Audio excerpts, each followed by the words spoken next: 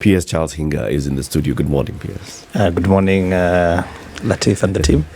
Thank you very much for joining us again today. Thank you so much. And it's good that you've come along with Peter this morning, so we can hear from somebody who has actually gone through the journey of applying and owning a home.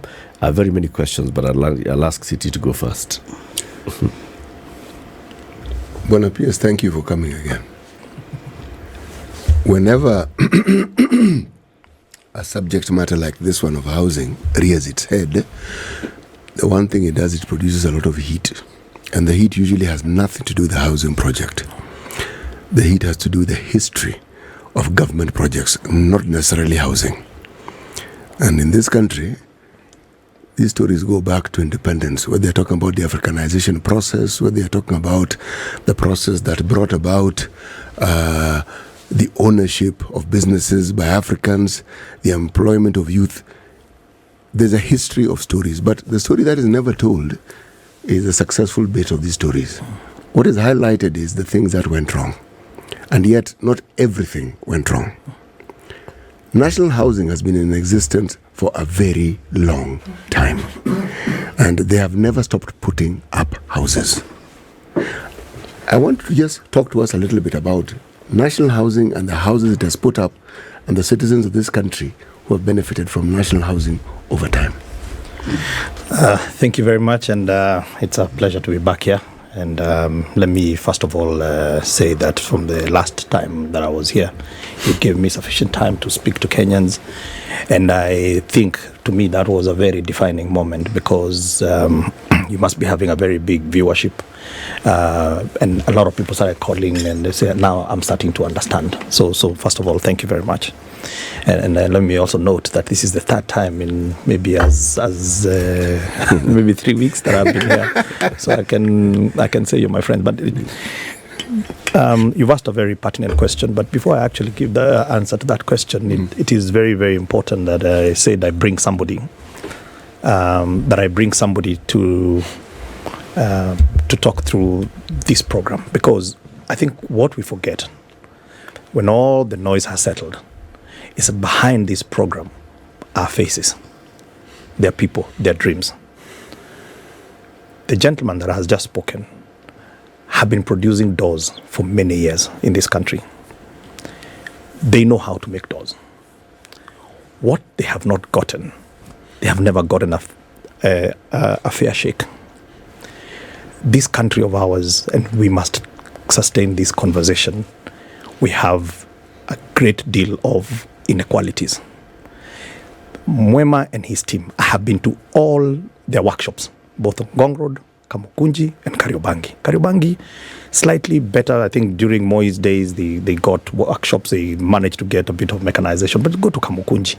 These are people with degrees. So it's not people who failed and they refused to go to school or whatnot. These are people that have degrees and they could not find a job. And the only place that they can find a job, because this is one sector that does not throw away people, is Kamukunji. And there are many of them. When you go there, the way they bend the metal, it is through some real fire. Okay? Real fire. Where if they want to bend that metal, they use hot fire. Now, for someone like me who sweats a lot, I cannot survive there. Induced or otherwise. Induced or otherwise. And by the way, sweating is biblical. Sweating is good. And you must blame it on Adam, not me. Because Adam messed up and he was told, now you fellow, you are going to be sweating. You will, by the sweat of your brow, yes, thou shalt eat. Yes. Anyway, so these people, and they are the majority of the working Kenyans. Mm-hmm. Okay, these are almost 18 plus million people. They have, most of them have gone to universities and tertiary colleges, and they cannot find a job. So sometimes we can disagree about the approach of how you want to solve a problem, but at least let's agree that we have a problem. Okay? Mm-hmm. Let's maybe put our heads together and say, how do you solve it? Because we have over 5 million Kenyans that are unemployed today. whether plus or minus. You have 800,000 young people leaving universities and colleges that are joining the 5 million that have no work. You have over 7 million Kenyans that live in informal settlements and tenements. You know, Zimmerman is a tenement. Pipeline is a tenement. Mwema was paying 22,000 shillings a month for a tenement that has no basic services. You get out of the house straight into raw sewer. Is that decent housing? So if you can have a program that is able to solve, or you kill many birds with one stone, why do you want to talk down on it? Maybe let's have a sober conversation and say, are the mechanics going to work? But we cannot bury our heads in the sand and say that we don't have a problem. The reason why this program, and before I answer the issue about the National Housing Corporation, has been front, right and center of Jubilee government, where I was a PS. And remember, the former president handpicked me from South Africa. I didn't apply for this job. I was handpicked when they had already come up with a Jubilee manifesto that talked about 500,000 a year units. By the way, they had started with 1 million units, not 500,000. Yep. For a market that is producing only 1,000 units for affordable housing, how do you move from 1,000 to 500,000? We can have that conversation. People don't know, okay, and this is news to some people, that in 2012, I actually hosted the former prime minister in my house in South Africa. And we became very good friends. And he says that I was his chairman of ODM. I was not in South Africa, but I was not formally his chairman, but I actually raised money for him, for his campaign. I have sat many times with the former prime minister, one-on-one. If you listen to him and you go on a conversation about housing with the former prime minister, he's very passionate about it. In fact, he says he's the father of housing, and you cannot take that away from him, because the Soweto A Canaan in Kibra, he's the one who started it. And then you have got this government. Jubilee government had mandatory contribution.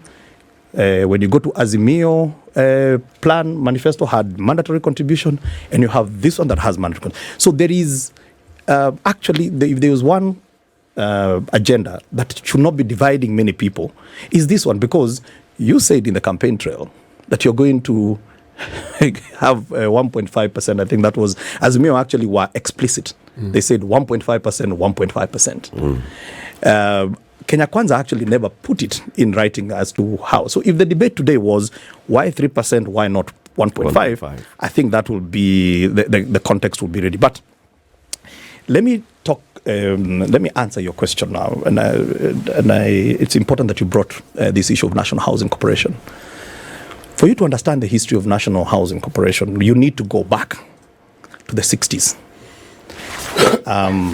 And when you go back to the 60s, this is when, as a country, we formed a Housing Finance Corporation. Yes. I think it was about 1965. And we came up in 1967, we came up with the National Housing Policy. And the National Housing Policy, CAP 117, is the one that established National Housing Corporation. At that time, remember, pre-independence, for 33 years, the policy of the government then was segregation. It was to contain the people away from the urban areas. So to contain the Africans. The Africans. Yes. From the urban areas. So they put up only 14,000 housing for 33 years. The policy was Mukae Mashambani, don't come to these other places. That's important history. Then come independence. And we come up with this housing policy. And we established National Housing Corporation. And we gave it money to go and build houses. And National Housing Corporation built so many houses. Dandora, when you go to Madaraka, and so many other, not just here, but all over the country, they built. Until the late 80s. And what happened in the late 80s? In the late 80s, you remember, the IMF came knocking on our doors.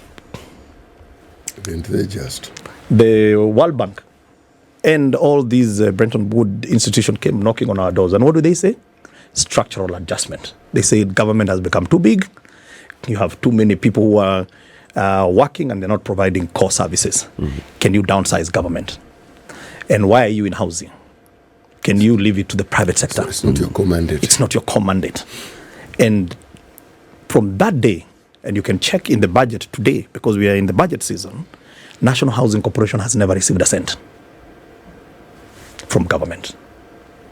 So from the 80s, we technically left everything to the private sector. Yep. And we exited from that. Around the same time, the UN was starting to see a very big problem. This thing called urbanization. And they called a conference.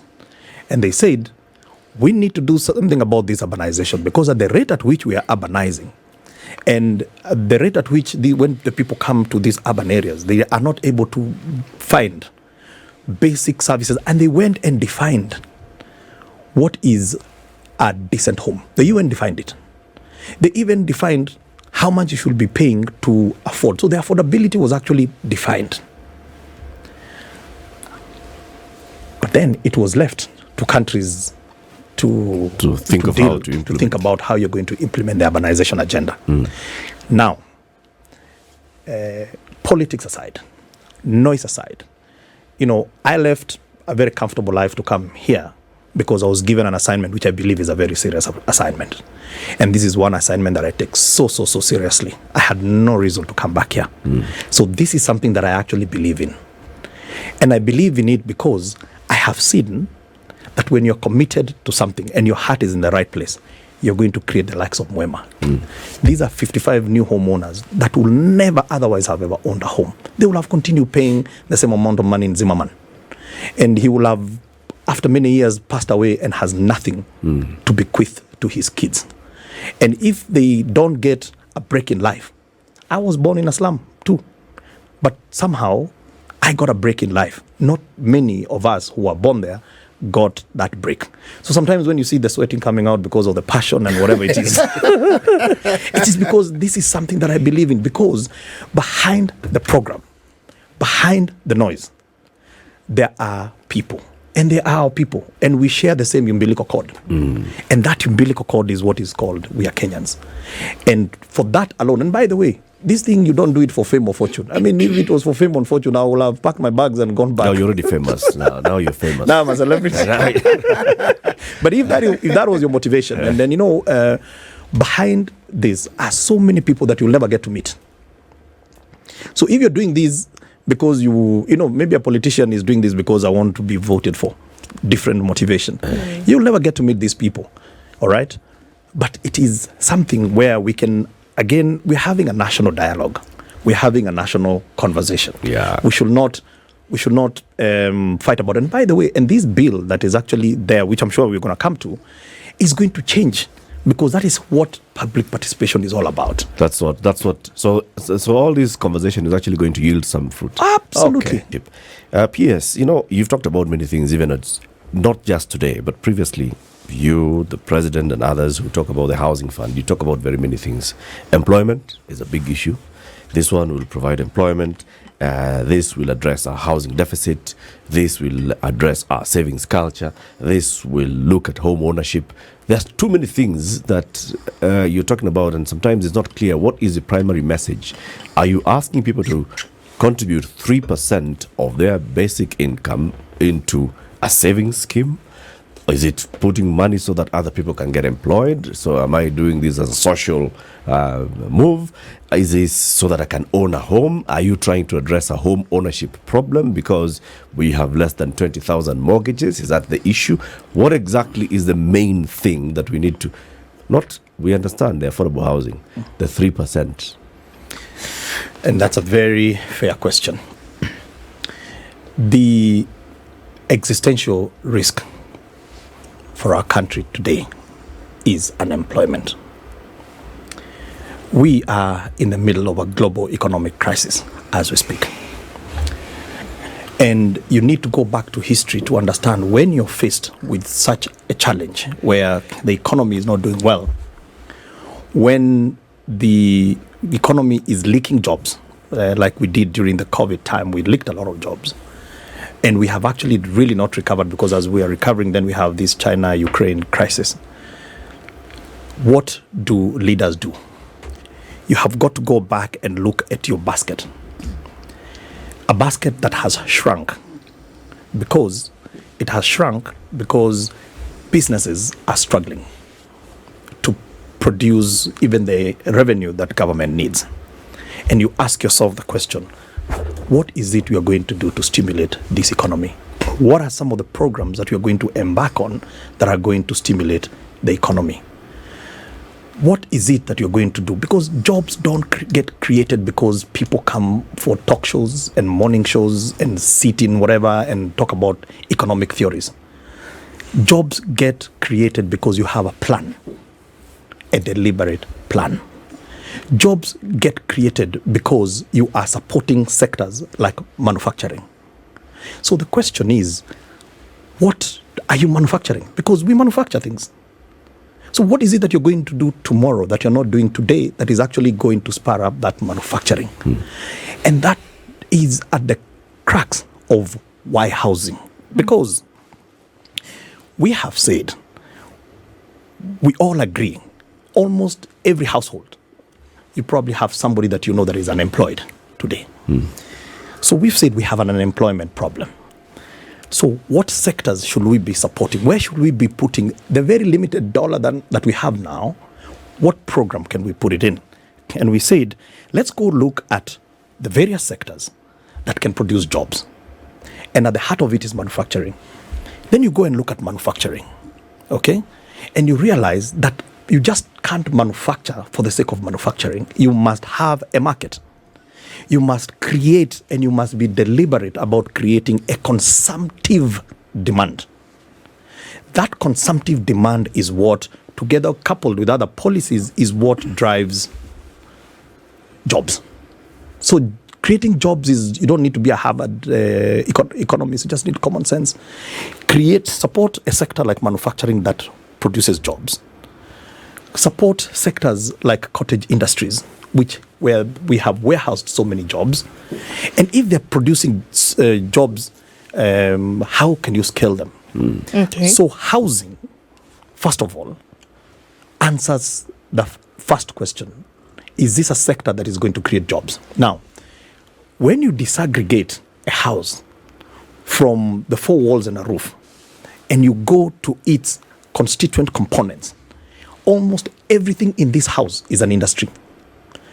But it can only make sense if you are producing at scale. If you're not producing at scale, you're not going to create the jobs that you need. That's why Bwana Mwema here and his team of Ngokamka, we gave them 8,500 doors to do at Park Road. 8,500 doors. Were they manufacturing doors before? Yes, they were. But maybe they were manufacturing 2, 3 doors, 5 doors, and so on and so forth. You've given them 8,500 doors to manufacture.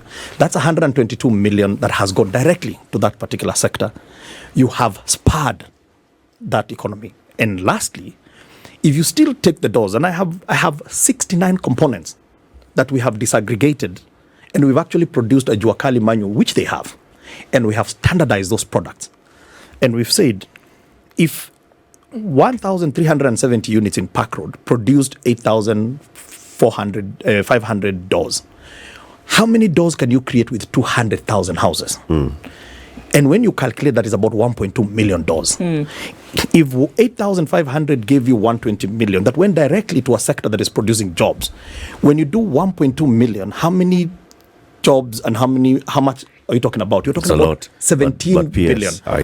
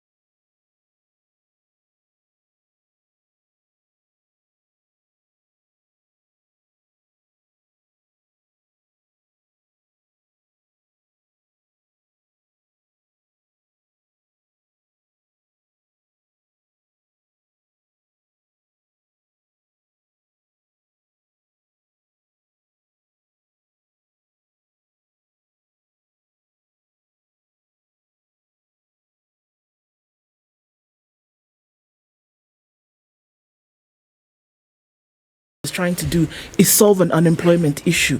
Now what you're saying is that it's an unemployment issue that's trying to be solved. So I think we've left Kenyans very confused now.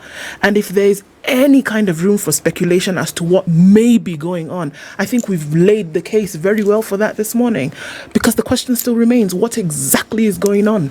So, are we saying that people don't have houses? What about those who have homes and then are still being forced to spend this 3%? This project that was done at Park Road, nobody gave 3%, and they're houses that are completed now and they're living in them today. Why can't the government do that bit by bit? These are the questions. Because it came from budget. It came from budget. Exactly. Now, so the question is, why the urgency, and why can't you do another 100 and keep it going in that manner? Because, and I like the way you've deconstructed it. And again, go back to Jubilee Manifesto. Why did they talk about housing? Read it. Because sometimes they're there. They're in the open. You can Google it and get it. They talked about we have a housing crisis, okay? But they talked about creating jobs, okay?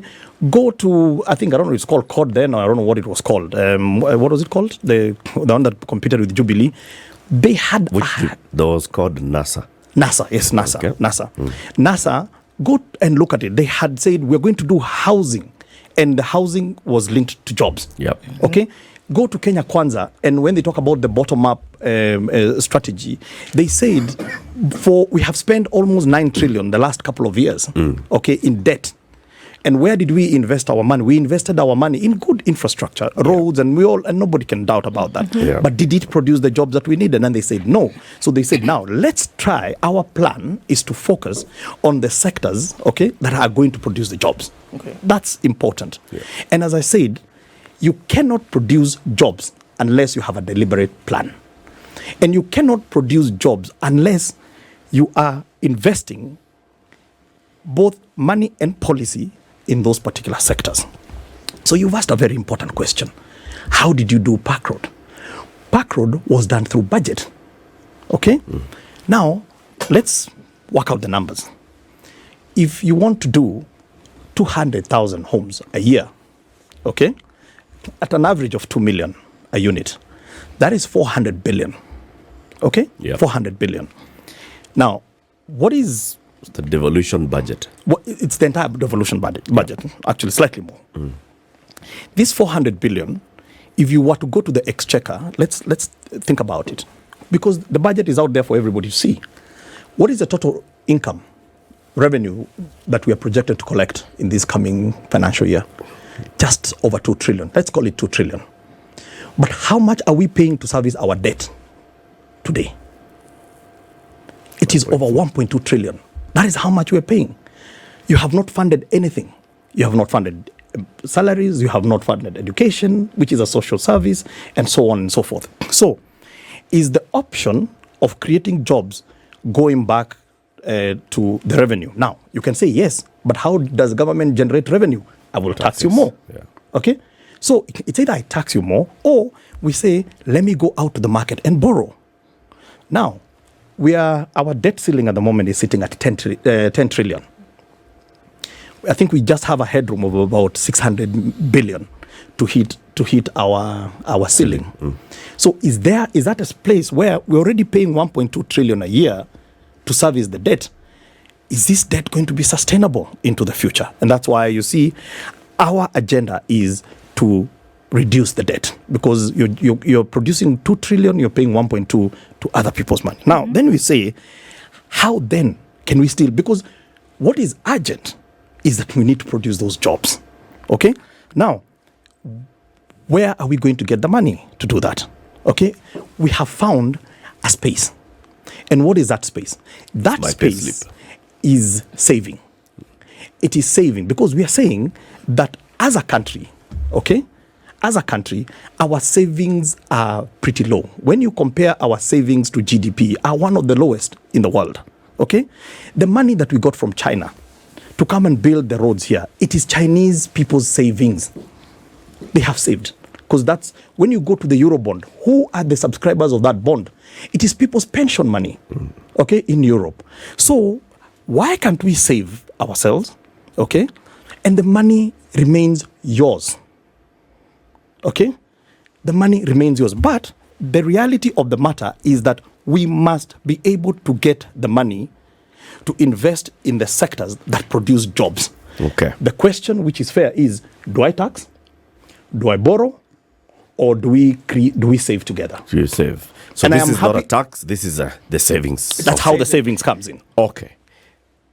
NSSF is a savings, right? So people contribute. There is a mandatory deduction. It goes into NSSF. Correct. And the whole idea is at the end, at retirement, you should be able to access it in one way or the other. Correct. And in the meantime, the government and others can borrow, and then the NSSF can invest all this. Correct.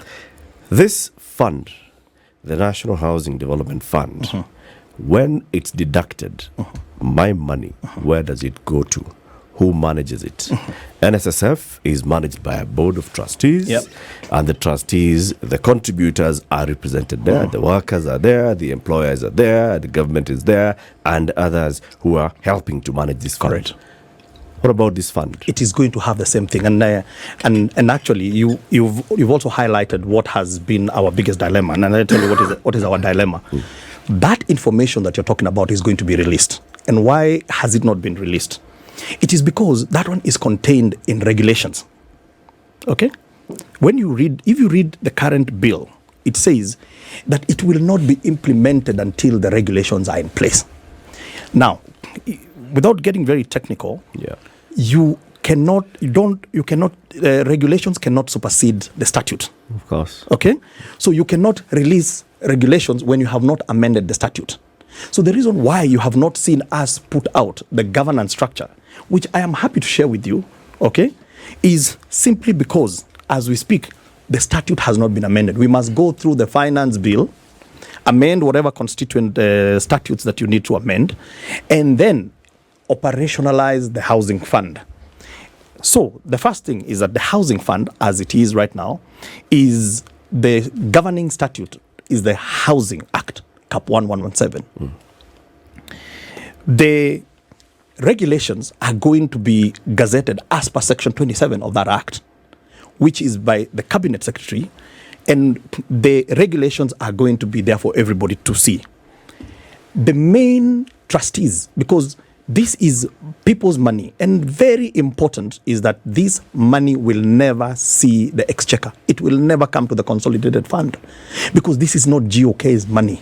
This is our money, the people who are contributing. And by the way, there are two schemes. There is a mandatory scheme and there is a voluntary scheme. Both of them are members' money. So who are the representatives of members? Who are the members? The members are employees. Who represents the employees? You have unions. Okay, so KOTU. You have the civil servant, union, which is not part of KOTU. You have got some of the big unions, KUPET and NAT. And then you have got the other sectors. You have financial, lawyers, built environment, and so on and so forth. All those are going to form part of the trustees. And I can tell you, that money will never, ever, say, for example, be diverted to go and pay pending bills or pay for subsidized petrol and so on and so forth, even if there is a crisis, because this is members' money and it has rules. I think it's important to understand that structure. Yeah. And probably what I've told you this before, greater public awareness and engagement so that people can see this as a new NSSF of some sort that's been created, and better transparency in management of those funds, because that's what people would be concerned about. Absolutely. But thank you very much for speaking to us. I want to ask this question as our last question to Peter Mwema. Peter, yes. Do you understand the National Housing Fund? This Housing Development Fund? Okay. Do you understand it? I don't understand it so much, but in our view, as a Njuakali, as a way actual, we understand it. We are taught there's houses to be built, many in Kenya, which is I've seen. Yes. We have the houses where we have signed the MOU. Shauri Moyo. So when and the Stare. When your members contribute, I'm coming to there. Shall they own a house? I'm coming to there. Our members right now, they are contributing the money, whereby we are keeping in one basket at our bank called HFC Bank, Nyumba Yangu account, whereby we are waiting the government to guide us where this money is going to transfer. You see, to our level of understanding as a Njuakali. Our money with Njuakali, we have it. people are saving, because actually we are lobbying to the government to give Juakali or wherever the houses are going to build 10%, because why? We have tested the sweetness of the house to be the homeowner. Thank you very much, Peter, for joining us today.